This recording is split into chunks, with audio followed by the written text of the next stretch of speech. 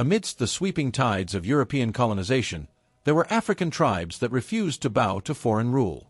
Defying the odds, these resilient warriors wielded unparalleled courage and strategic brilliance to achieve what seemed impossible, overcoming the powerful European armies.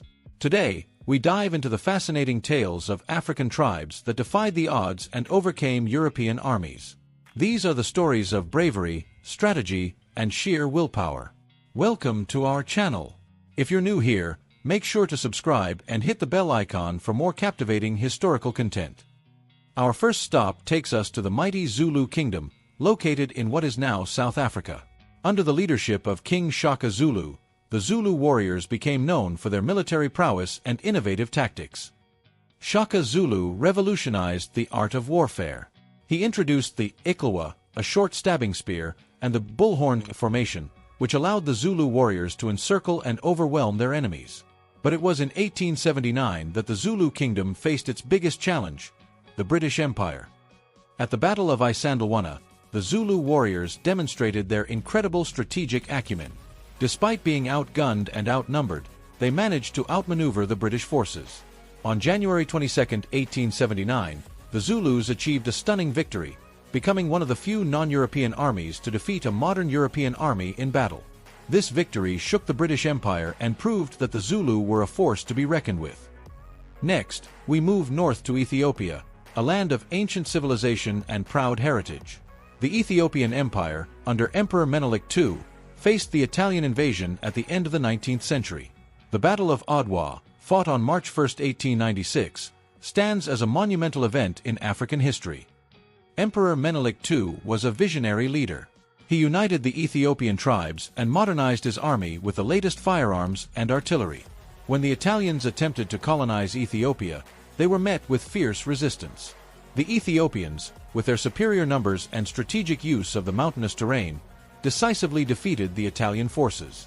This victory not only preserved Ethiopia's independence but also inspired other African nations to resist colonial rule. The Battle of Adwa is celebrated every year in Ethiopia as a symbol of national pride and resilience. It remains a powerful reminder of the strength and unity of the Ethiopian people.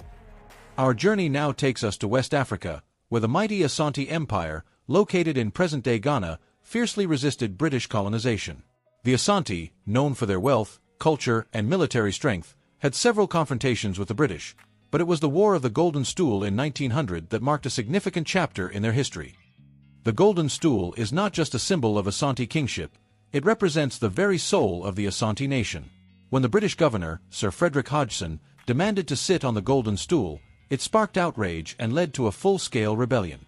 The Ashanti warriors, led by Queen Mother Ya Asantewa, launched a fierce resistance against the British. Ya Asantewa's leadership and bravery galvanized the Ashanti people. Although the British eventually captured her, the resistance she led is remembered as a symbol of defiance against colonial oppression. Her legacy lives on, inspiring generations to stand up for their rights and heritage. Our story takes us to Central Africa, where the Kingdom of Congo, under the leadership of King Nzinga, also known as King Afonso I, stood firm against Portuguese colonization in the early 16th century. King Nzinga initially welcomed the Portuguese, hoping for a mutually beneficial relationship. However, as the Portuguese began to exploit the region and engage in the transatlantic slave trade, King Afonso I took a stand. He wrote numerous letters to the King of Portugal, denouncing the slave trade and the exploitation of his people. Despite his efforts, the Portuguese continued their activities, leading to several conflicts. King Afonso I's resistance highlighted the early struggles against European colonization and the fight to preserve the sovereignty and dignity of the African people. Our journey wouldn't be complete without mentioning the incredible resistance of the Matabele people, now known as the Ndebele, in what is present-day Zimbabwe. Led by their formidable leader, King Lobengula, the Matabele faced the British South Africa Company in the late 19th century. King Lobengula inherited his father's throne in 1870, at a time when British imperialists, led by Cecil Rhodes, were aggressively expanding into southern Africa. The First Matabele War, which began in 1893, was a direct result of Rhodes' ambitions. The Matabele, despite being outgunned by the British Maxim guns, the first self-powered machine guns, used guerrilla tactics to inflict significant damage on the British forces. King Lobengula's strategic withdrawals and counterattacks showcased his understanding of both traditional and modern warfare. Although ultimately overpowered due to the technological superiority of the British, the Matabele resistance exemplified the fierce determination of African tribes to protect their land and sovereignty. King Lobengula's legacy remains a symbol of courage and resistance in Zimbabwean history. Now, let's turn our attention to East Africa and the remarkable story of the Hehe people in what is now Tanzania. Under the leadership of Chief Mkwawa, the Hehe mounted a formidable resistance against German colonial forces in the late 19th century. Chief Mkwawa, known for his military acumen and charisma, united the Hehe tribes and fortified their strongholds. The Hehe effectively utilized the rugged terrain and their knowledge of local environments to launch surprise attacks on German forces. The climax of their resistance came in 1891, at the Battle of Lugalo, where the Hehe ambushed and annihilated a German column. This stunning victory forced the Germans to rethink their strategies and highlighted the tenacity of the Hehe warriors. Chief Mkwawa's resistance continued for several years, even after his capture and eventual death. Today, his skull, once taken as a war trophy by the Germans, has been returned to Tanzania, serving as a powerful symbol of resistance and national pride. Moving back to West Africa, we cannot overlook the heroic efforts of the Dahomey Amazons, the all-female military regiment of the Kingdom of Dahomey, in present-day Benin. These fierce warriors played a crucial role in resisting French colonial forces in the late 19th century. Under the leadership of King Bihanzan, the Dahomey Amazons became renowned for their discipline, combat skills, and unwavering loyalty. The Second Franco-Dahomeyan War, which began in 1892, saw the Amazons take center stage in the defense of their kingdom.